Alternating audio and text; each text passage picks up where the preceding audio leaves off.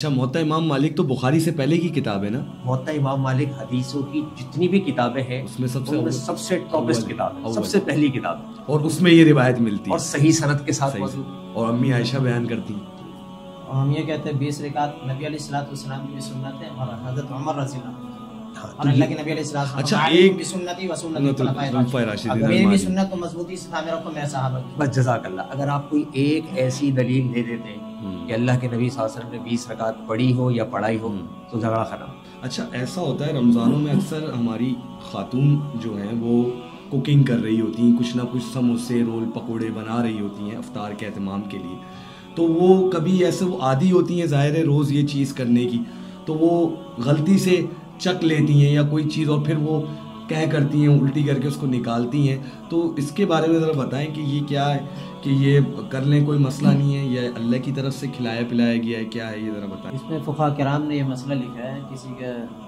شوہر اگر سخت مزاج ہے، کھانے پینے کی چیزیں جو بن رہی ہیں اس میں نمک مرچ مسالہ پہ بہت غصہ ہو جاتا ہے، سخت مزاج ہے، تو فرمایا کہ چکھنے کے حد تک اچھا چکھ سکتے، اس کی اجازت ہے۔ ٹھیک، آپ بھی ذرا اس چیز پہ کلیئر۔ ہاں، اس میں عثمانی صاحب کی جو بات ہے وہ تو تقریباً درست ہے، لیکن یہ جو جملہ آپ نے استعمال کیا کہ سخت مزاج ہونا، یہ قطعاً شرط اللہ کے نبی نے نہیں کہی، ٹھیک ہے؟ اللہ کے نبی صلی اللہ علیہ وسلم نے رخصت دی کہ کوئی عورت اگر کھانا بنا رہی ہے تو ضروری سمجھتی ہے کہ میں ٹیسٹ مانیٹر کر لوں کہ کہیں کوئی چیز کمتی بڑھتی تو نہیں ہے، وہ زبان کی نوک پہ رکھ کے ٹیسٹ کرتی ہے اور اس کے بعد کھلی کر لیتی ہے، تو اس سے روزہ قطعاً نہیں ٹوٹے گا۔ اچھا، جی بالکل حدیث میں موجود ہے۔ ایک یہ بھی آیا حدیث ہے کہ اگر آپ نے کچھ غلطی سے کھا لیا، سمجھو اللہ نے آپ کو کھلایا۔ ہاں بالکل، یہ صحیح حدیث ہے کہ غلطی سے کچھ کھا لیا پی لیا، بلکہ اگر کسی نے مکمل کھانا پیٹ بھر کے بھی کھا لیا اچھا، اور اس کو کھانے کے بعد یاد آیا کہ میں تو روزے سے تھا، تو ذرہ برابر بھی اس کے روزے میں کوئی نقص نہیں ہوگا، وہ مکمل روزہ جس شریعت اللہ کی طرف سے اللہ نے اس کو کھلایا اور پلایا۔ اچھا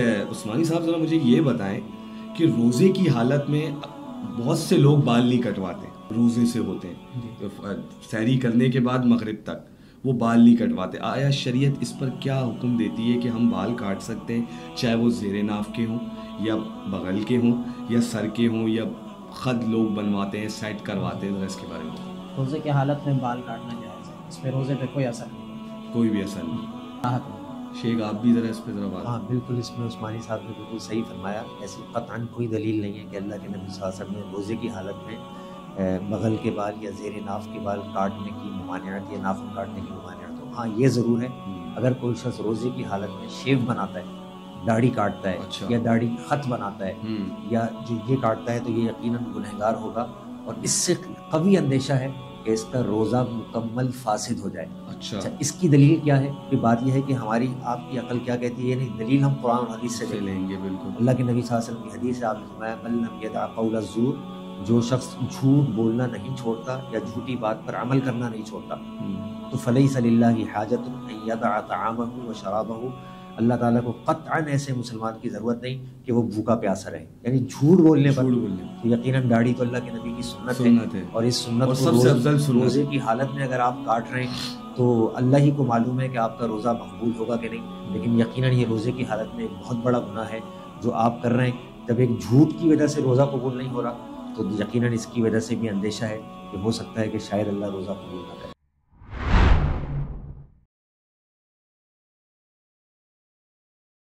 السلام علیکم خواتین و حضرات، میں ہوں زین پاشا اور اپنی پوڈ کاسٹ کے ساتھ حاضر خدمت ہوں۔ آج کی جو میری پوڈ کاسٹ ہے وہ بہت خصوصی پوڈ کاسٹ ہے، کیونکہ آج جو میرے مہمان ہیں وہ دو مہمان ہیں۔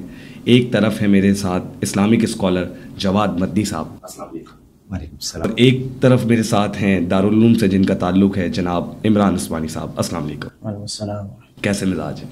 اللہ کا کرم، ٹھیک ہے، آپ خیریت سے ہیں؟ اللہ کا احسان۔ سر، رمضان کی فضیلت کے حوالے سے تھوڑا سا بیان کریں تو آپ تھوڑا رمضان کے حوالے سے بتائیں کہ رمضان میں کیا کیا ایسی چیزوں کی ضرورت ہوتی ہے اور کیا کیا چیزوں کی حکمت یہ ہے کہ ہمیں نہیں کرنی چاہیے، تو تھوڑا رمضان کے حوالے سے بیان کریں۔ بسم اللہ الرحمن الرحیم، نحمده ونصلی ونسلم علی رسوله الکریم، اما بعد، فاعوذ باللہ من الشیطان الرجیم، بسم اللہ الرحمن الرحیم، یا ایہا الذین آمنوا کتب علیکم الصیام کما کتب علی الذین من قبلکم لعلکم تتقون، وقال النبی صلی اللہ علیہ وسلم من صام رمضان ایمانا واحتسابا غفر له ما تقدم من ذنبه او کما قال علیہ الصلوۃ والسلام صدق اللہ العظیم۔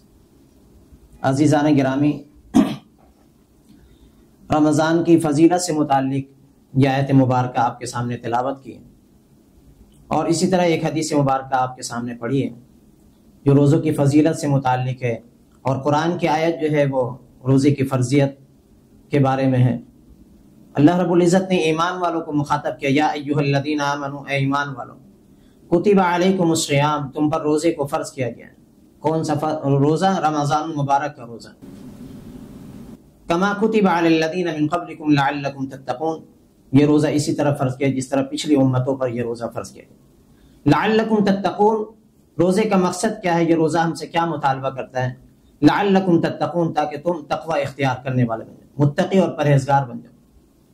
اور فرمایا کہ حدیث پاک میں اللہ کے نبی علیہ الصلوۃ والسلام نے ارشاد فرمایا، من صام رمضان ایمانا واحتسابا غفر له ما تقدم من ذنبه، کہ جس نے ایمان کی حالت میں روزہ رکھا اور ثواب کی نیت سے، اللہ رب العزت اس کے پچھلے سارے گناہوں کو معاف فرما دیتے ہیں۔ ایک حدیث میں اللہ کے نبی علیہ الصلوۃ والسلام نے ارشاد فرمایا، رغم انف رجل دخل علیہ رمضان ثم انسلخ قبل ان یغفر له، وہ شخص ہلاک اور تباہ و برباد ہو جائے جس نے رمضان مبارک کا مہینہ تو پایا لیکن اپنے رب سے اپنی بخشش نہیں کروا سکا، وہ شخص ہلاک اور تباہ و برباد ہو جائے۔ یعنی اللہ رب العزت نے اس ماہ مقدس میں اور اس ماہ مبارک میں، یہ وہ مہینہ ہے جس کے بارے میں اللہ کے نبی علیہ الصلوۃ والسلام نے شعبان کے خطبے میں ارشاد فرمایا، رمضان کے بارے میں، قد اظلکم شہر عظیم شہر مبارک فیہ، تم پر ایک ایسا مبارک مہینہ اور عظیم مہینہ آنے والا ہے جو تم پر سایہ فگن کر جائے گا، اور اللہ کی رحمت اس میں خوب موسلا دھار بارش کی طرح برسے گی۔ اس مہینے کی برکتوں کو تم لوٹو اور اس کی خیر کو حاصل کرو۔ کس طرح؟ فرمایا کہ ان اللہ فرض لکم صیامہ وسننت لکم قیامہ، دن کو روزے رکھ کر کے اس ماہ مقدس کو قیمتی بناؤ، اور رات کو قیام اللیل یعنی تراویح کی نماز پڑھ کر کے اس کی رحمتوں کو لوٹو اور اپنے رب سے اپنی بخشش کروائے۔ میرے استاد محترم مفتی محمد رفیع عثمانی صاحب مرحوم قدس اللہ سرہ، وہ فرمایا کرتے تھے، یہ حدیث اکثر اپنے خطبے میں ارشاد فرماتے تھے، جامع دارالعلوم کراچی میں بھی اکثر خطبوں میں، کہ فرمایا کہ اللہ رب العزت نے رغم انف رجل دخل علیہ رمضان، یہ حدیث بیان کرنے کے بعد ارشاد فرماتے تھے، اللہ رب العزت نے اپنی رحمتوں کو اس طرح موسلے دھار بارش کی طرح برسایا کہ ہر شخص اگر چاہے تو اپنے رب سے اپنی بخشش منگوا سکتا ہے، اپنے رب سے اپنی بخشش کروا سکتا ہے۔ فرمایا کہ روزہ رکھنا بخشش کا ذریعہ ہے، اور رات کو تراویح پڑھنا بخشش کا ذریعہ ہے۔ اسی طرح فرمایا چھوٹے چھوٹے نیکی جو کرے گا اس پر بھی بخشش کا اعلان ہوگا۔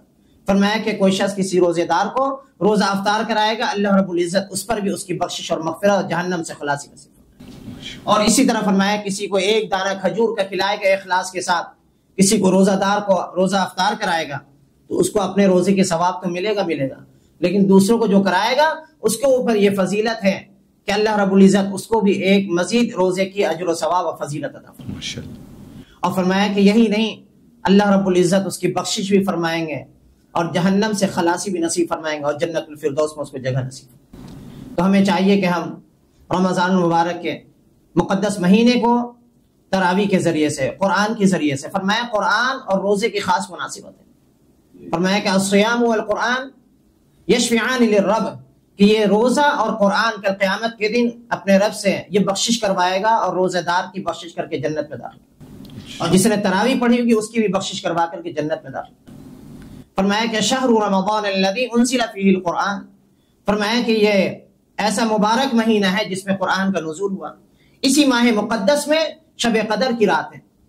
فرمایا کہ اس شب قدر کی طاقتوں کو عبادت کر کے اپنے رب سے جنت حاصل کرو، اپنی بخشش اور جہنم سے خلاصی پاؤ۔ اور فرمایا کہ اس مہینے میں اعتکاف کے ذریعے سے اس مہینے کی برکات کو اور اس کے جو انوار و برکات اس کو حاصل کریں، اس کی خیر و برکت۔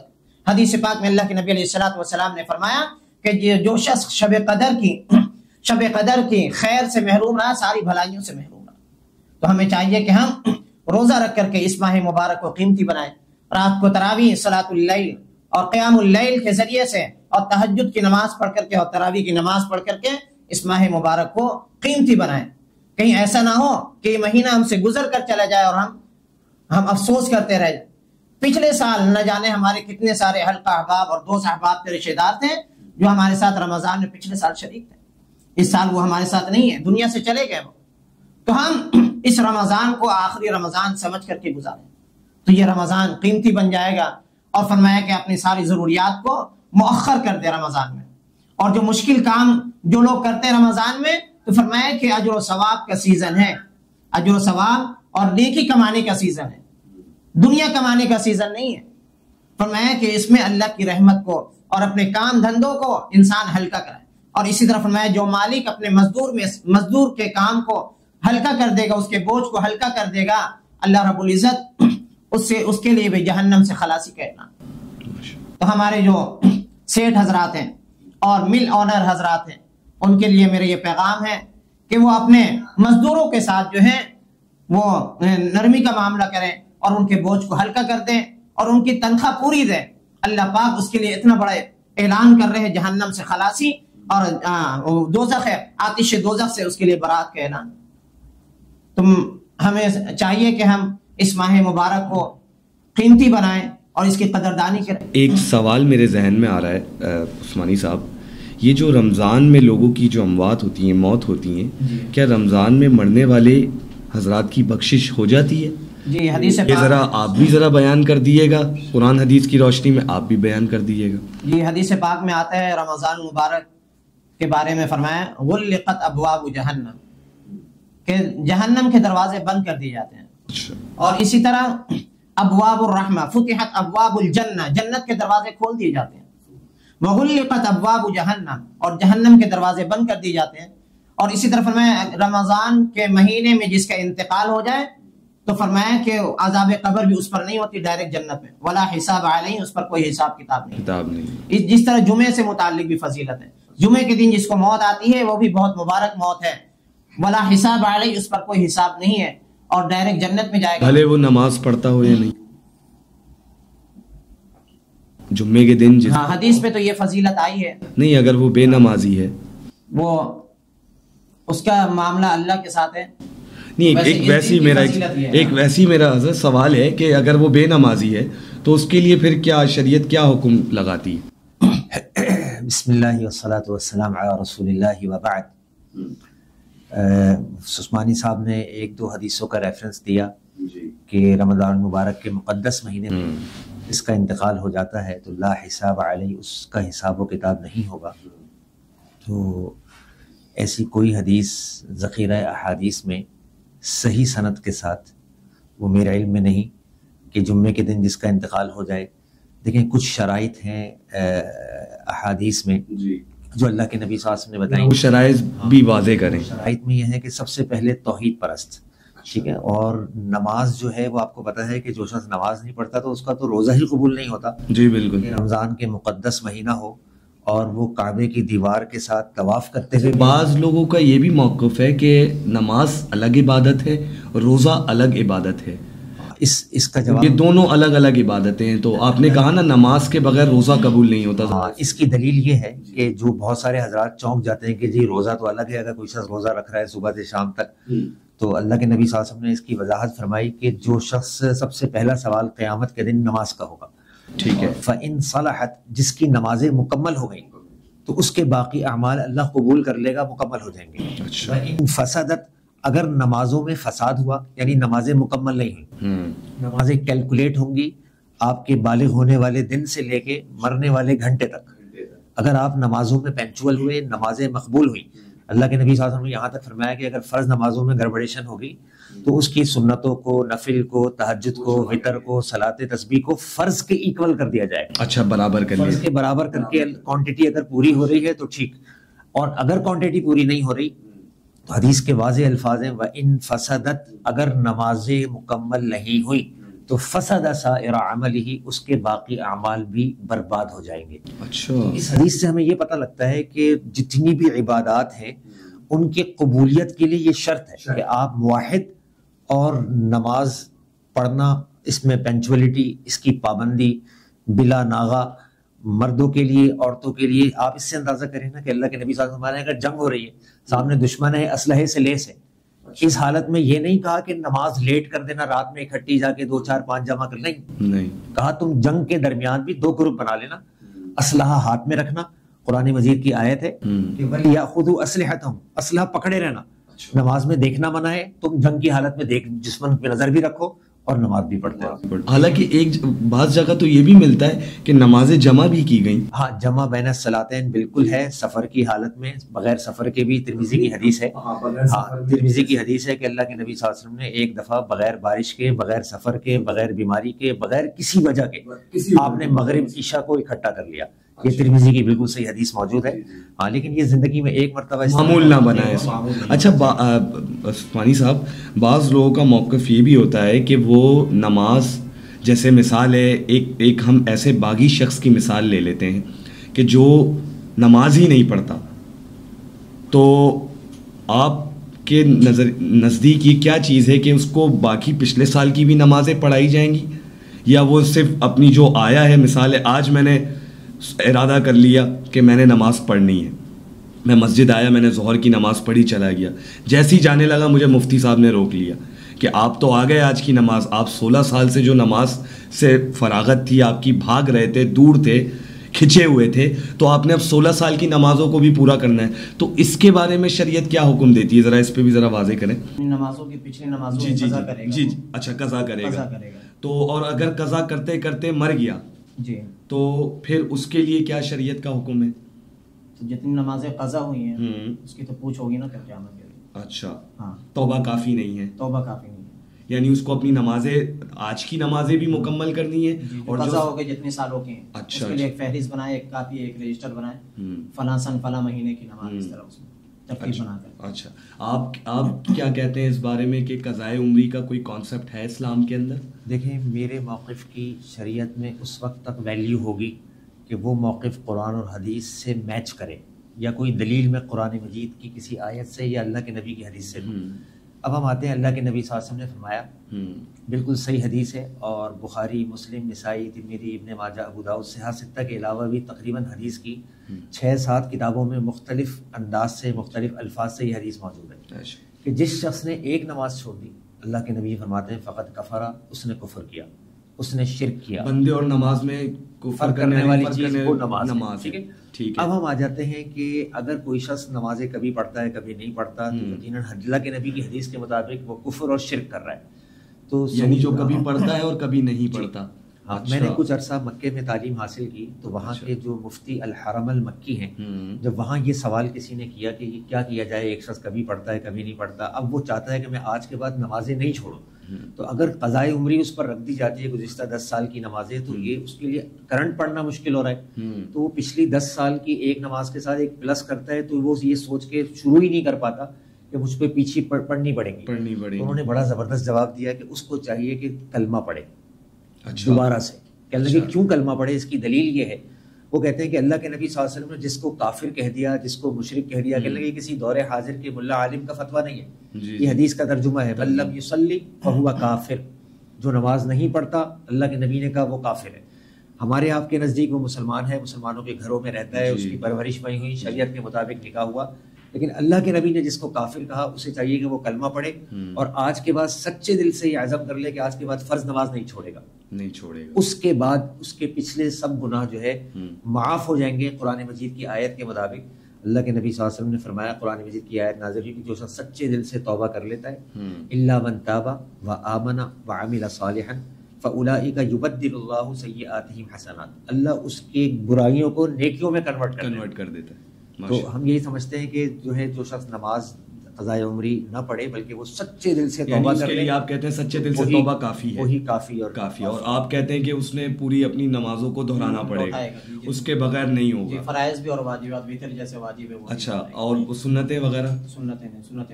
سنتیں معاف ہے. جی اچھا. اسی طرح جمع بین الصلاتین کا مسئلہ بتایا، تو ہمارے موقف کے مطابق جمع بین الصلاتین صرف حج کے موقع پر ہے. اچھا جی، آپ علیہ الصلوۃ والسلام نے حج کے موقع پر یہ چیز حج کے موقع سے یہ بتا رہے ہیں حضرت کے اپنے موقف کے مطابق. ہمارے موقف میں جمع بین الصلاتین، یہ تو انہوں نے قرآن کی آیت پڑھ کے ایک دلیل دی نا. آپ نے تو ایک مثال اپنی ایک بتائی بات بتائی آپ نے، کوئی کوئی حوالہ کر دیں تو بہت اچھا چل اچھا یہ جی اچھا ہے دلائل موجود ہیں، جی جی بالکل. اچھا یہ کہہ کرنے سے یعنی منہ بھر کے الٹی آ جانے سے اور خون نکل جانے سے، اس پہ یہ روزے پر کتنا گہرا اثر کرتا ہے؟ قے کرنے سے منہ بھر کے قے ہو یا آدھا منہ قے ہو، اس حالت میں روزہ نہیں ٹوٹتا، خود بخود قے آ جاتا.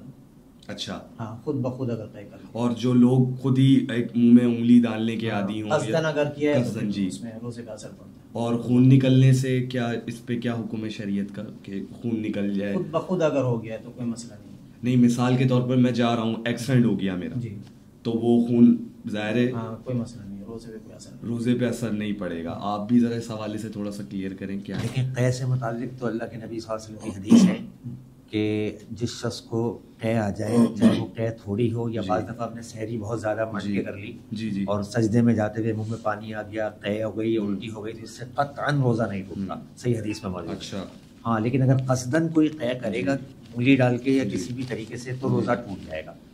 اور دوسرے نمبر پہ بلڈ جو ہے وہ اگر بہہ جاتا ہے تو اگرچہ فقہ حنفیہ میں یہ مسئلہ موجود ہے کہ اگر جو ہے خون نکل جاتا ہے تو وہ نماز بھی اس کی ٹوٹ جاتی ہے. اچھا ہاں نماز تو یہ عثمانی صاحب بھی تو فقہ حنفی سے ہی تعلق ہے ان کا؟ ہاں اس میں موجود ہے کہ اگر آپ کا بھی تعلق فقہ حنفی سے ہی ہے نا، تو انہوں نے بھی تو یہی کہا کہ نہیں ٹوٹتا، مگر آپ کہہ رہے ہیں ذرا بتائیں. بالکل ان کی مستند کتابوں میں یہ کون سی کتاب، کوئی حوالہ؟ ہدایہ کے اندر. اچھا ہدایہ کے کہ اس میں اگر جو ہے بلڈ آپ کا کوئی خون نکل گیا اور بلڈ کی وہ مقدار بتاتے ہیں کہ جی وہ 1 درہم کے برابر ہو، ایکول ہو، اتنا اگر خون نکل گیا تو جو ہے آپ کی نماز باطل ہو جائے گی، یعنی دوبارہ نماز پڑھنی، نماز کو دوبارہ. لیکن ہم اس کا جواب یہ دیتے ہیں، اللہ کے نبی صلی اللہ علیہ وسلم کے زمانے میں ایک صحابی پر حالت جنگ میں تیر لگا اور وہ نماز پڑھتے رہے، صحیح سند کے ساتھ موجود ہے. اچھا تو انہوں نے نماز نہیں توڑی. جب صحابی کی نماز نہیں ٹوٹی نہ انہوں نے توڑی، کیونکہ دین کو سب سے زیادہ سمجھنے والے نہ میں ہوں، نہ مفتی صاحب ہیں، نہ دنیا میں کوئی بھی اس دور حاضر کا کوئی ہو سکتا ہے، کیونکہ 1445 سال گزر چکے ہیں. اللہ کے نبی نے فرمایا تھا کہ دین کو اس طرح سمجھنا، فَإِنْ آمَنُوا بِمِثْلِ مَا آمَنْتُمْ، جس طرح صحابہ تم سمجھے ہو، تم ایمان لائے ہو. تو صحابہ نے تو کنٹینیو کیا. ہم سمجھتے ہیں کہ جب صحابی نے کنٹینیو کیا اور اللہ کے نبی صلی اللہ علیہ وسلم کی قطعاً کوئی ایسی حدیث نہیں ہے کہ جس میں یہ الفاظ ہوں کہ جس کا خون نکل جائے اس نماز یا روزہ ٹوٹ جاتا ہے، تو لہٰذا ہم یہی سمجھتے ہیں کہ نہیں ٹوٹے گا. پھر عثمان صاحب یہ موقف آپ کا اپنا ہے شاید، کہ آپ یہ سمجھتے ہوں گے کہ خون نکلنے سے نماز تو ٹوٹ جاتی ہے. اچھا آپ نے روزے کا مسئلہ پوچھا ہے. ہاں انہوں نے روزے کے حوالے سے بھی بتایا نا کہ ان کی نہیں ہدایہ کا ایک حوالہ دیا نا، انہوں نے کہا کہ آپ کی جو بیسکس کتابیں ہیں اس کے اندر یہ بات موجود ہے کہ وہ خون نکلنے سے روزہ نہیں ٹوٹتا، اس کی مقدار شامل ہے کہ کتنی مقدار. تو آپ کا یہ ایک ویسی میں آپ سے پوچھنا چاہ رہا تھا، موقف اپنا ہے آپ کا؟ دوبارہ ریمائنڈ کر دوں.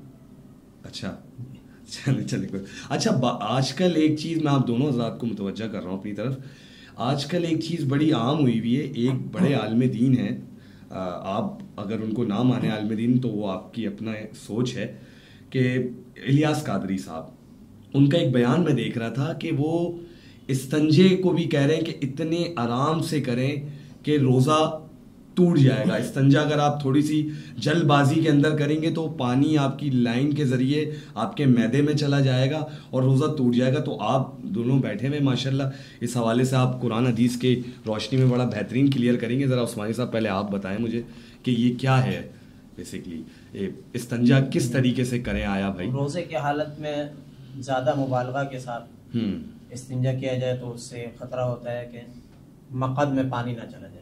اچھا. اور منہ کے ذریعے سے یا مقد کے ذریعے سے اس چیز کا دخول ہونا، کوئی چیز چلی گئی تو پھر اسے روزے پہ اثر پڑا.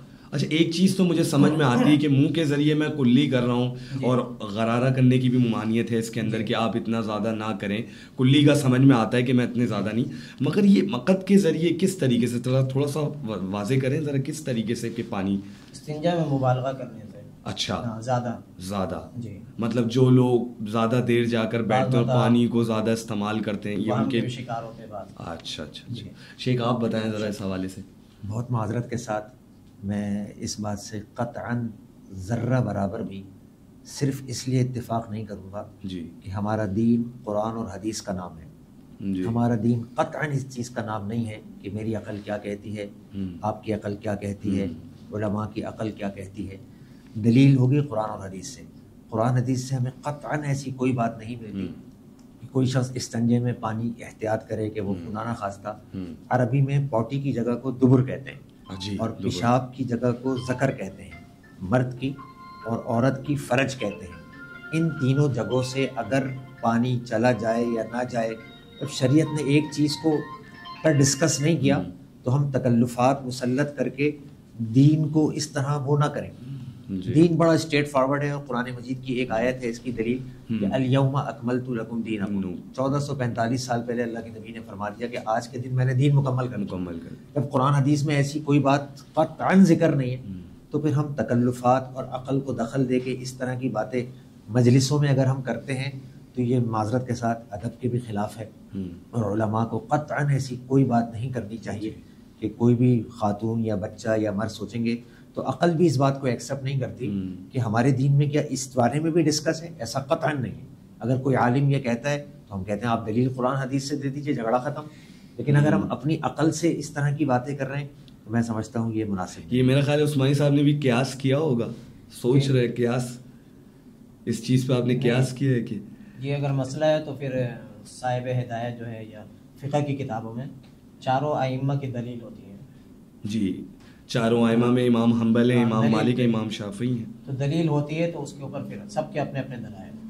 اچھا مطلب سب کی ایک سوچ لکھی ہے. اگر ہم اس کو دیکھیں ویسی بات کر رہا ہوں عثمانی صاحب، اگر ہم اس کو قرآن حدیث کے اندر دیکھتے ہیں، اس میں سے کہتے ہیں چاروں جو ہے سبھی حدیث پر عمل کرنے والے، کوئی بھی تاریخ حدیث نہیں ہے، کسی نہ کسی درجے میں حدیث کی. مگر تقلید تو پھر ایک ہی کی ہوتی ہے نا.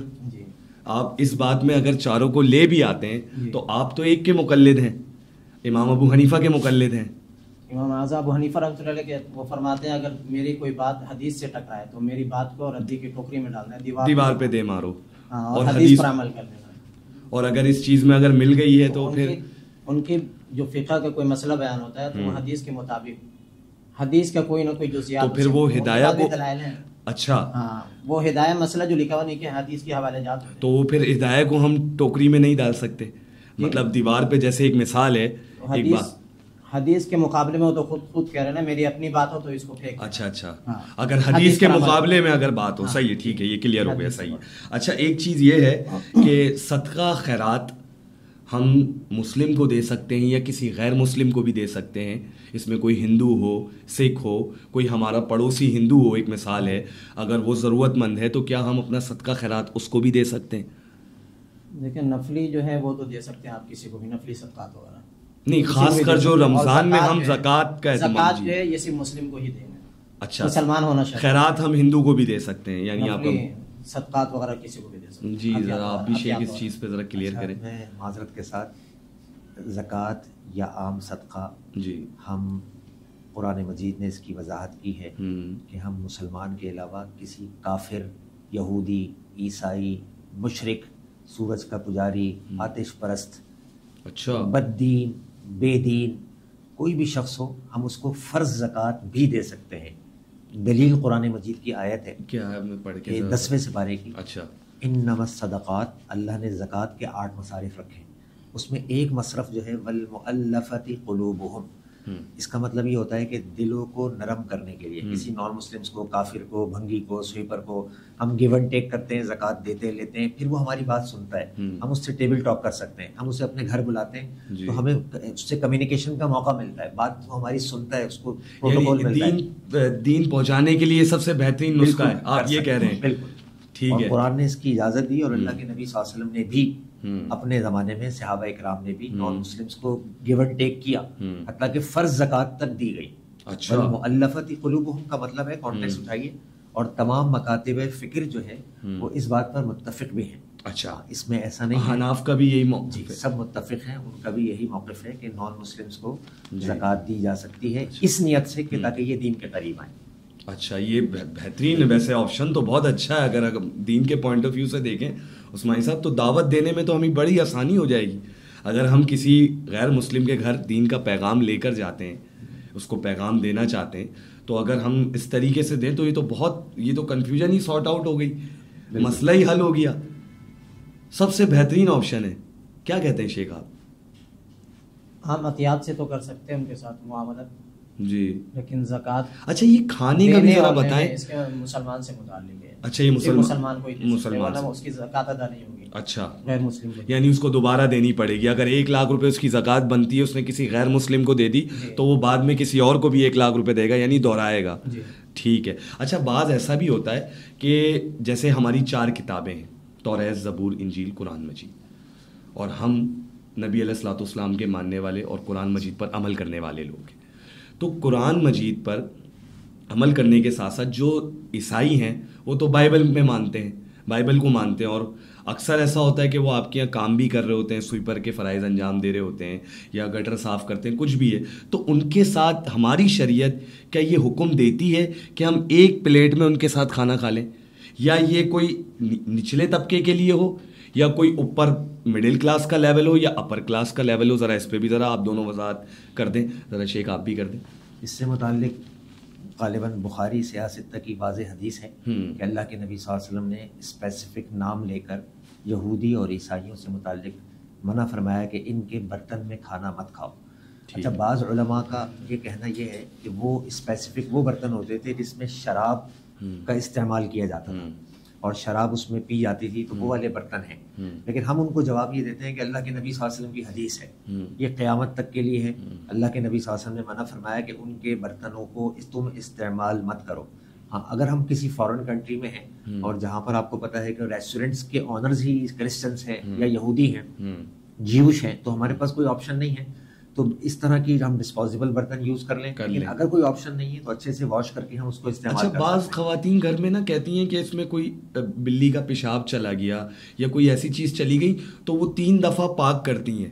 تو یہ کیا ہے, مطلب یہ تھوڑا سا سمجھ میں ذرا اس کو تھوڑا واضح کریں. اچھا اس کے پاک کرنے سے متعلق, اس کے متعلق اللہ کے نبی صلی اللہ علیہ وسلم کی حدیث ہے کہ اگر بلی کسی برتن میں منہ ڈال دے تو انما ہی طویت طوافین علیکم, بلی چکر لگانے والی ہے, اس کا جھوٹا بھی تم کھا سکتے ہو. اچھا یہ ایک الگ چیز ہے کہ ایک صاحب کہنے لگے یار بلی یہ مونچھوں والی تھی تو میرا تو دل نہیں چاہ رہا. ٹھیک ہے آپ کا دل نہیں چاہ رہا, کراہت ہے, ایک الگ چیز ہے. لیکن اگر کوئی شخص اس کا جھوٹا پی لیتا ہے یا کھا لیتا ہے تو شرعاً مکمل حلال ہے. ہاں لیکن اگر کتا کسی برتن میں منہ ڈال دے تو اللہ کے نبی صلی اللہ علیہ وسلم کی حدیث ہے کہ فغسلوہن بالتراب, اس کو فغسلوہن 7 مرات, اس کو 7 مرتبہ دو.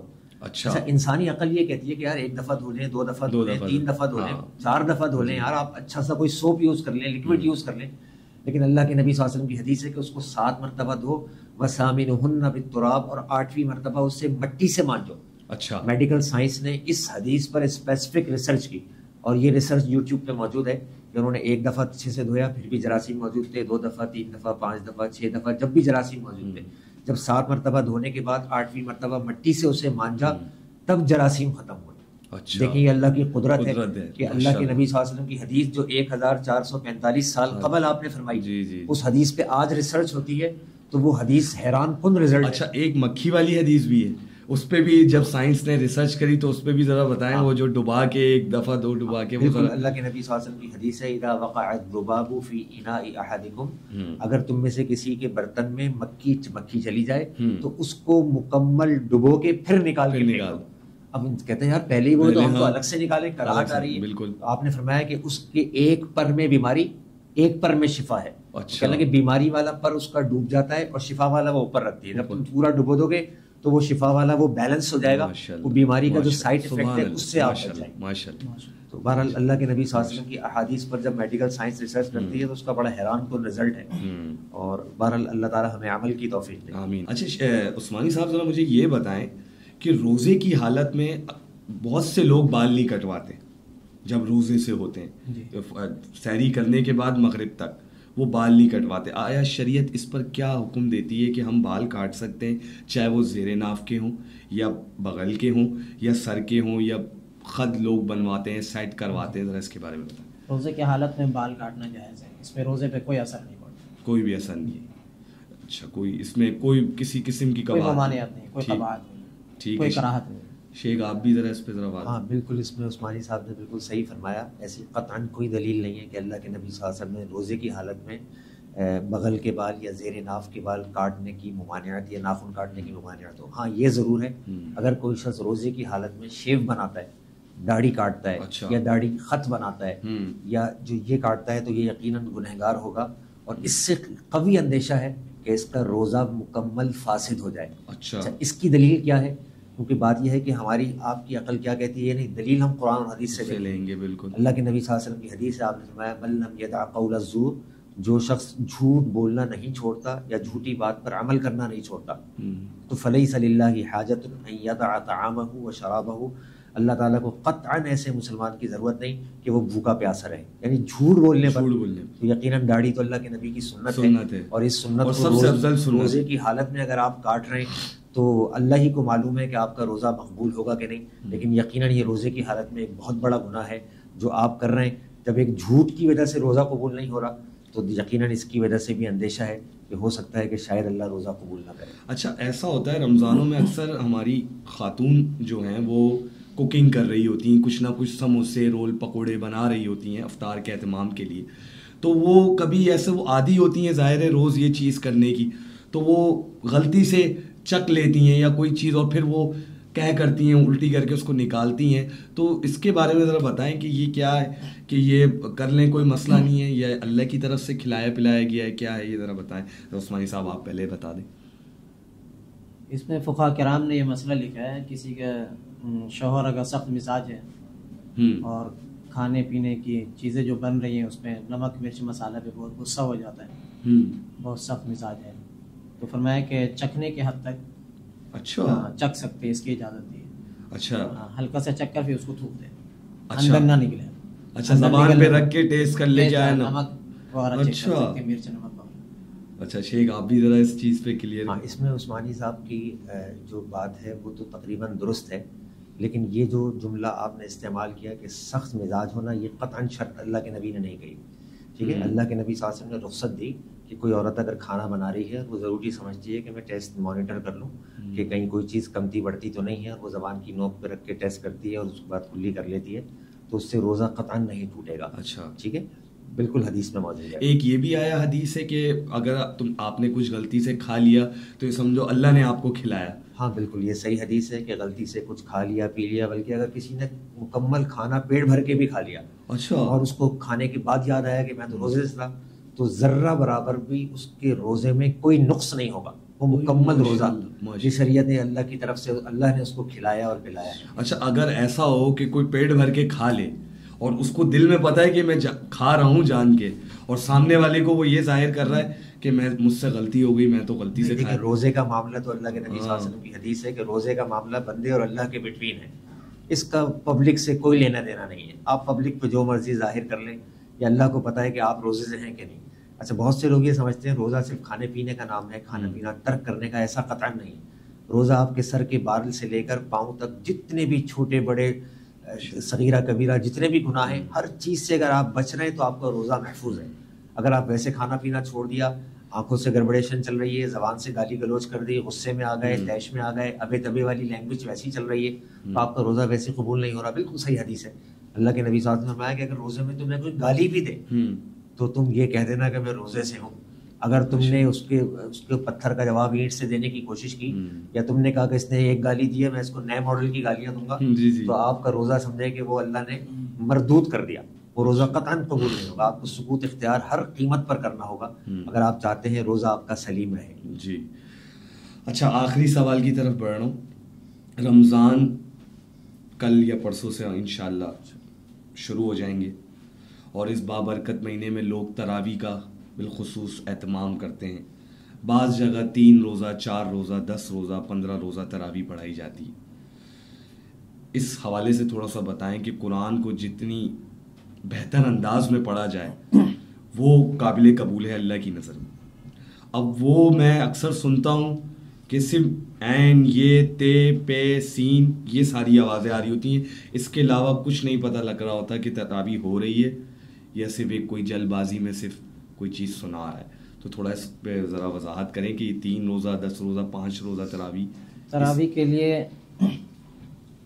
یکسوئی والی جگہ اور جو احسن طریقے سے قرآن پڑھنے والے ہیں قرہ حضرات ائمہ مساجد، ایسی مساجد کا انتخاب کرنا چاہیے جس میں آرام سے تراویح پڑھائی جائے.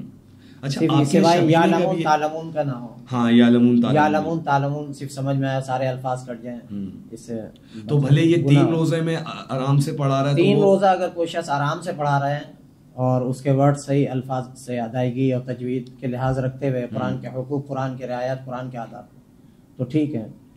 کہ فرمایا کہ رمضان میں 2 سنتیں, ایک تو قرآن ختم کرنا تراویح میں, ایک سنت ہے, دوسری سنت ہے یعنی آخر چاند رات تک تراویح کی نماز کا اہتمام کرنا. جی چاند دیکھ کر کے تراویح شروع کرے اور عید کی چاند جب نظر آئے تو پھر اختتام کرے. صحیح.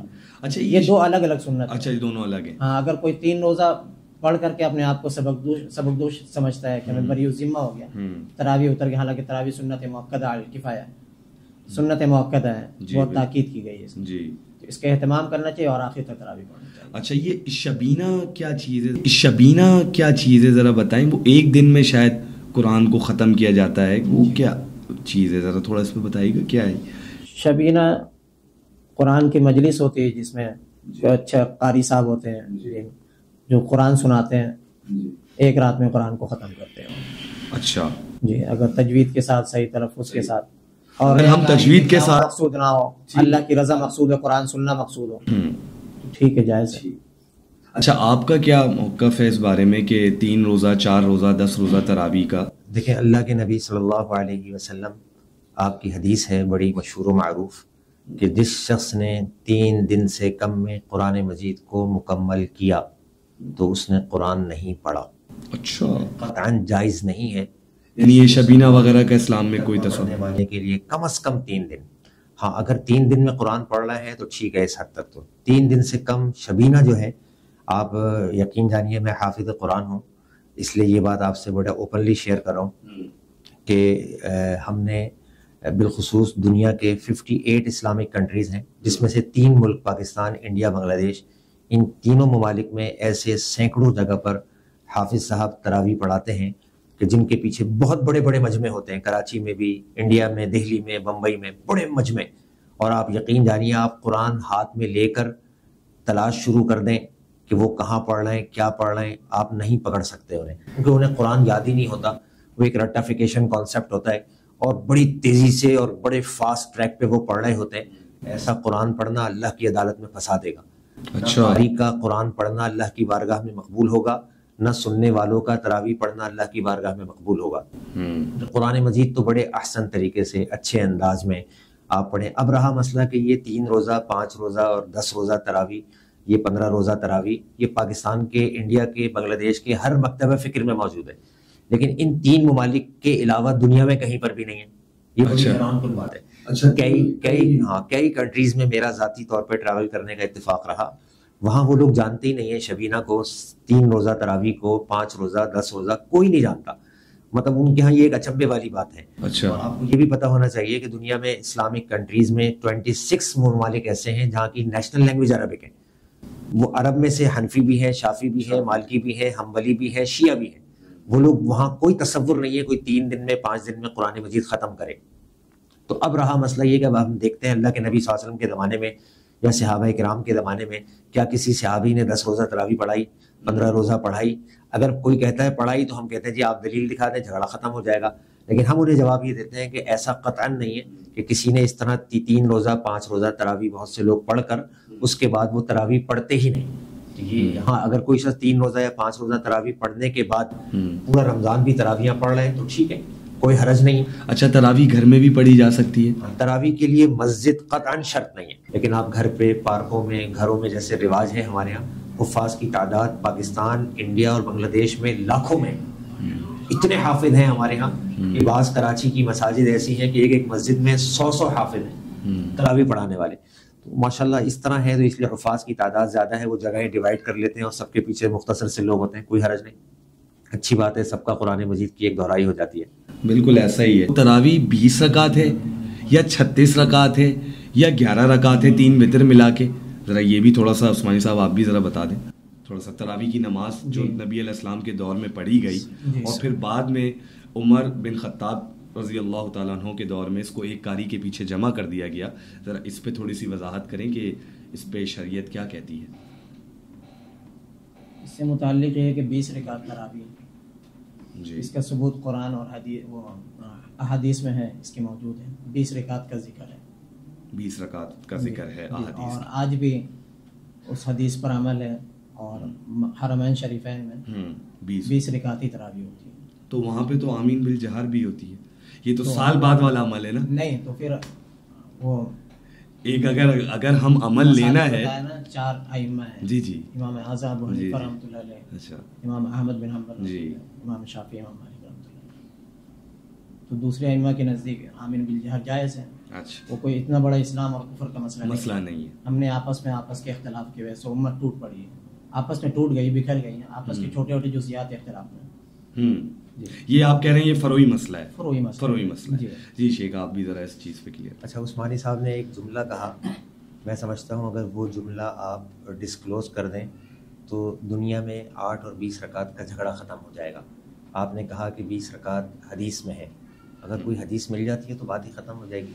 لیکن میں آپ کی نالج میں اضافہ کر دوں. نہیں، انہوں نے بڑے اس سے کہا ہے کہ میں نے پڑھی ہے حدیث، یہ حدیث انہوں نے پڑھی ہے. حوالہ بھی دے سکتے ہیں وہ، ایسی بات نہیں، حوالہ بھی دے سکتے ہیں. اگر آپ حدیث کا ریفرنس دے دیتے ہیں تو میں سمجھتا ہوں کہ پھر تو امت میں یہ جھگڑا ختم. حوالہ آپ دے سکتے ہیں. مفتی عبدالرؤف سکھروی صاحب ہیں، انہوں نے اپنی کتاب میں یہ حدیث نقل کی ہے.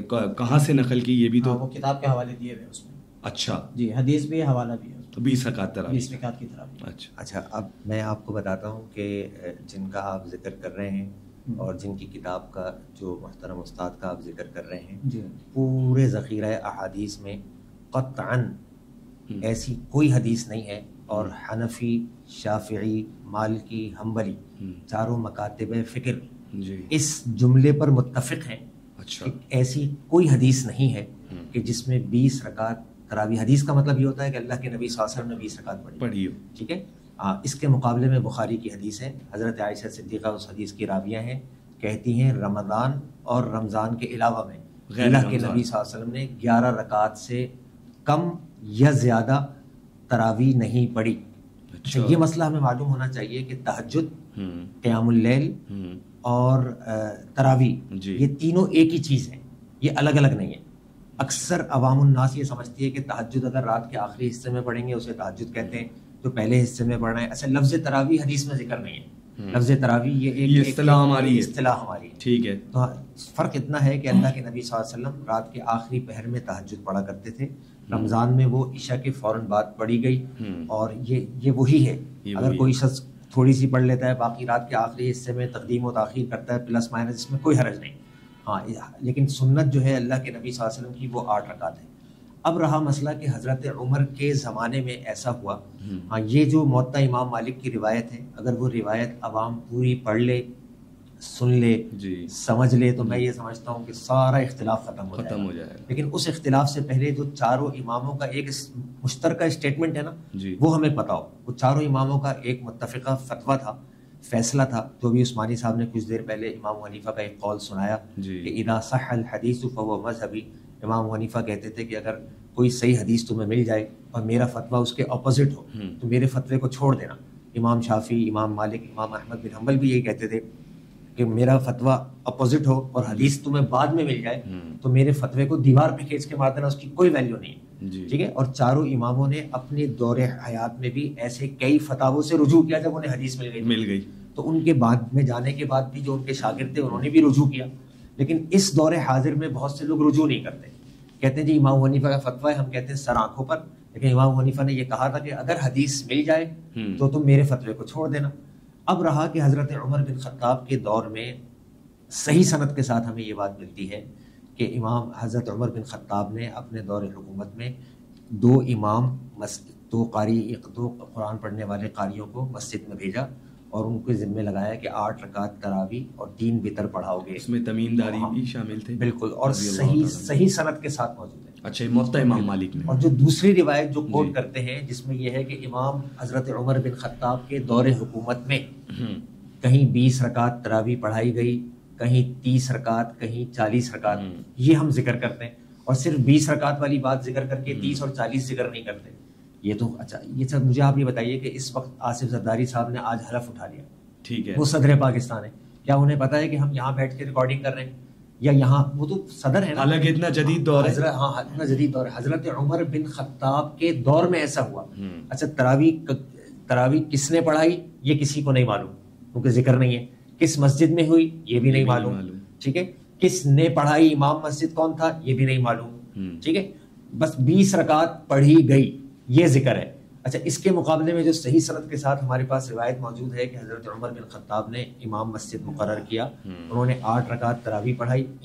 امام مسجد کا نام بھی معلوم ہے, مسجد جہاں بھیجا گیا بھیجنے والا کون تھا یہ بھی معلوم ہے, جن کو بھیجا گیا وہ بھی معلوم ہے. تو جھگڑا ہی ختم ہو گیا. مسئلہ یہ ہے کہ ہم اگر بالکل نیوٹرل ہو جائیں, میں نام ذکر کرنا مناسب نہیں ہے لیکن ایک بہت بڑے عالم دین اور امام مسجد جو ساری زندگی 20 رکعت تراویح پڑھاتے رہے, ان سے ایک دفعہ جب میں نے کہا شیخ آپ کی تو عربک پہ بڑی گرپ ہے, آپ تو سعودیہ سے یونیورسٹی سے آپ پڑھ کے آئے ہوئے اور بخاری کی حدیث ہے کہ اللہ کے نبی نے وہ کہنا کہ مجھے معلوم ہے کہ اللہ کے نبی صلی اللہ علیہ وسلم نے پوری زندگی میں 8 رکعت سے زیادہ نہ تراویح پڑھی نہ پڑھائی. لیکن بات یہ ہے کہ ہم ساری زندگی 20 پڑھاتے آئے. اگر آج میں پبلک میں یہ بات ڈسکلوز کر دوں تو لوگ مجھے مسجد سے نکال لیں گے. تو حقیقت یہی ہے. لیکن جو آپ نے فرمایا کہ کوئی 20 رکعت والی حدیث ہے, ہاں تو میں سمجھتا ہوں جھگڑا ہی ختم. وہ تو کہہ رہے ہیں نا حدیث ہے, اس حدیث پہ حرمین والے عمل کر رہے ہیں اس حدیث پر. اور حضرت نے جو بات کی, اچھا یہ حرم میں یہ پوائنٹ ٹو بی نوٹڈ, یہ حرم میں 20 رکعت ہوتی ہے. میں نے جہاں پر یہ 8 رکعت کی بات کر رہے ہیں اس سے مراد تہجد کی نماز ہے, رمضان غیر رمضان. اچھا, اور یہاں پر حدیث میں 2 الفاظ ہیں, ایک قیام اللیل کا ذکر ہے, ایک صلاۃ اللیل کا ذکر ہے. قیام اللیل سے مراد رمضان یہ تراویح کی نماز ہے, اور صلاۃ اللیل رات کی نماز سے مراد تہجد کی نماز ہے. اللہ کے نبی علیہ الصلوۃ تہجد نہیں, انہوں نے یہ کہا نا کہ امی عائشہ نے بیان کیا کہ رمضان ہو یا غیر رمضان ہوتا نبی 11 سے زیادہ نہیں پڑھتے. ٹھیک ہے, تراویح کے بعد تہجد پڑھتے تھے 8 رکعت, اس سے انکار نہیں ہے. اچھا, صلاۃ اللیل اور قیام اللیل, قیام اللیل کا بھی ذکر ہے حدیث میں, صلاۃ اللیل کا بھی ذکر ہے. تو پھر قیام اللیل کا ذکر ہے تو ادھر حدیث ہے دلیل من قام رمضان ہے, رمضان میں جس نے قیام کیا اس سے مراد علماء کرام نے محدثین نے لکھا ہے یہاں پر قیام رمضان سے مراد یہاں پر تراویح کی نماز ہے. من قام رمضان ایمانا واحتسابا غفر. قیام آگے پیچھے تو چلتا ہے, مقصد آپ کا کہنے کا یہ ہے قیام کر کے تراویح کی پڑھ کے پھر 8 رکعت تہجد پڑھی ہے. بالکل بالکل ہم مانتے ہیں, بالکل مانتے. اچھا شاہد عثمانی صاحب سے یہاں ایک چھوٹی سی یہ غلطی ہو رہی ہے جی جی کہ آپ مسکرا رہے تراویح کو قیام اللیل کو الگ کر رہے ہیں, ایسا نہیں ہے. جی جی, اس پہ تمام علماء تمام مکاتب نہیں تو پھر من قام رمضان, قامہ کا ذکر رمضان کے ساتھ کیوں آ رہا ہے؟ ہاں جزاک اللہ. حضرت عائشہ نے جو بخاری کی حدیث ہے اس میں یہی فرمایا کہ رمضان اور غیر رمضان کہ آپ کی رات کی نماز یعنی مکمل نماز رات کی, ایسا نہیں کہ تہجد الگ تراویح الگ قیام اللیل الگ. نہیں, اتفاق کر رہے ہیں تراویح پڑھ کر کے پھر 8 وہ 11 سے نہ کم نہ زیادہ, بخاری کی حدیث ہے. اچھا دین کو دیکھیں, میں آپ کو ایک اور چیز بتاؤں, دین کو اگر میں اپنی عقل کے مطابق آپ اپنی عقل کے مطابق سمجھیں گے تو اختلاف رہے گا, لیکن آپ یہ اصول بنائیں گے کہ ہمارا جھگڑا ہمارا اختلاف اس بات پر ختم ہو جائے گا جب اللہ کے نبی کی حدیث مل جائے اور صحابہ کا عمل مل جائے. تو حدیث بھی بخاری کی موجود ہے اور موطا امام مالک کی موجود ہے اور صحابی کا عمل بھی مل رہا ہے. اچھا, موطا امام مالک تو بخاری سے پہلے کی کتاب ہے نا. موطا امام مالک حدیثوں کی جتنی بھی کتابیں ہیں اس میں سب سے ٹاپسٹ کتاب ہے, سب سے پہلی کتاب ہے, اور اس میں یہ روایت ملتی ہے اور صحیح سند کے ساتھ موجود ہے. اور امی عائشہ بیان کرتی ہیں, ہم یہ کہتے ہیں 20 رکعت نبی علیہ الصلوۃ والسلام کی بھی سنت ہے, اور حضرت عمر رضی اللہ عنہ اور اللہ کے نبی علیہ الصلوۃ والسلام. اچھا, ایک سنتی و سنت الخلفاء الراشدین, میری بھی سنت کو مضبوطی سے تھامے رکھو, میرے صحابہ کی. بس جزاک اللہ. اگر آپ کوئی ایک ایسی دلیل دے دیتے ہیں کہ اللہ کے نبی صلی اللہ علیہ وسلم نے 20 رکعت پڑھی ہو یا پڑھائی ہو تو جھگڑا ختم. اگر آپ ایسی ایک کوئی دلیل دے دیتے ہیں صحیح ساتھ کے ساتھ, مکی مدنی حرم مکی حرم مدنی, اگر ائمہ حضرات جو 20 رکعت پڑھا رہے ہیں اس کا اچھا یہ پوائنٹ ہے شیخ, پوائنٹ ٹو بی نوٹڈ. بہت سارے جی جی, عرب تو بغیر دلیل کی کوئی کام بالکل بالکل, بس جزاک اللہ. جن پر قرآن نازل ہوا, جن پر حدیث. بہت سارے لوگوں نے یہی سوال کیا کہ جی مکے اور مدینے میں 20 رکعت ہوتی ہے تو اس کا کیا جواب ہے. میں نے کئی سال رمضان وہاں گزارے, یہ ہم سب کو معلوم ہونا چاہیے کہ حرمین میں 20 رکعت بھی ہوتی ہے, 24 بھی ہوتی ہے, 26 بھی ہوتی ہے. ٹھیک ہے, وہ 20 الگ الگ امام 10 ایک امام پڑھ کے چلا جاتا ہے, پھر 10 ایک نے پڑھایا, پھر رات میں 4, بعض مسجد نبوی میں 4 رکعت ہوئی, آخری حصے میں کبھی 6 رکعت ہوئی, تقدیم و تاخیر رکھی انہوں نے. ٹھیک ہے, اب سوال یہ پیدا ہوتا ہے کہ وہاں ایسا کیوں ہے, کیونکہ یہ مرکز ہے. اس کا مختصر اور آسان جواب یہ ہے کہ مکے اور مدینہ پورے سعودی عرب میرا ٹریول کرنے کا اتفاق رہا, حرمین کے علاوہ کہیں بھی 20 رکعت نہیں ہوتی. ایک اچھا صرف مکے مدینے میں ہوتی ہے. اچھا دوسرا اس کا جواب یہ ہے کہ یہ ایک نفلی عبادت ہے. ٹھیک ہے, ہم اس پہ جھگڑا یا اختلاف اتنا شد و مت کے ساتھ کرنا مناسب نہیں سمجھتے کہ اگر کوئی 20 پڑھ رہا ہے, ہم کہتے ہیں سنت سمجھ کے 8 پڑھیں, اس کے بعد آپ 20 پڑھ لیں, 30 پڑھ لیں, 40 پڑھ لیں, 50 پڑھ لیں, کوئی جھگڑا نہیں ہے. بالکل. لیکن اگر آپ یہ جملہ کہتے ہیں کہ اللہ کے نبی کی سنت 20 ہے تو اس کے لیے آپ ایک دلیل دے دیں, بات ختم ہو جائے گی. لیکن اگر دلیل نہیں ہے, وہ کہہ رہے ہیں دلیل ان کے پاس, کہنا الگ بات ہے, میں تو ریفرنس دے رہا ہوں بخاری کا, موطا امام مالک کا. لیکن اگر آپ کے پاس کوئی دلیل ہے, وہ حدیث آپ ڈسکلوز کر دیں, اس کا نمبر بتا دیں, وہ پتہ لگ جائے تو عوام چلے یہ آپ پہ ڈنڈ ہو گیا کہ ریفرنس لائیں گے, آپ دلیل لائیں گے. جی جامع دارالعلوم کراچی کی وہ کتاب لکھی ہوئی ہے مفتی عبدالرؤف سکری صاحب کے دلائل کے ساتھ موجود ہے, 20 رکعت کی بھی الگ سے. تو یہ تو نہیں مانیں گے نا اس دلیل کو. نہیں, اگر وہ جو کتاب بتا رہے ہیں وہ انہی کے الفاظ میں پڑھ کے میں واضح کروں گا. اعتدال ہے, ہاں بہت اعتدال, طبیعت میں اعتدال ہے. انہوں نے ابھی کچھ دیر پہلے ہماری ایک بیٹھک تھی تو انہوں نے کہا یہ حدیث تو ضعیف ہے, لیکن میں کہتا ہوں اس سے بہت کچھ میں نے پایا, اس حدیث ضعیف ہے بھی. ورنہ اکثر یہی ہوتا ہے, ہاں وہ کہتے ہیں حدیث ضعیف ہے, کی بات آ جاتی ہے. بالکل ایسا ہی ہے, ایسا ہی ہے.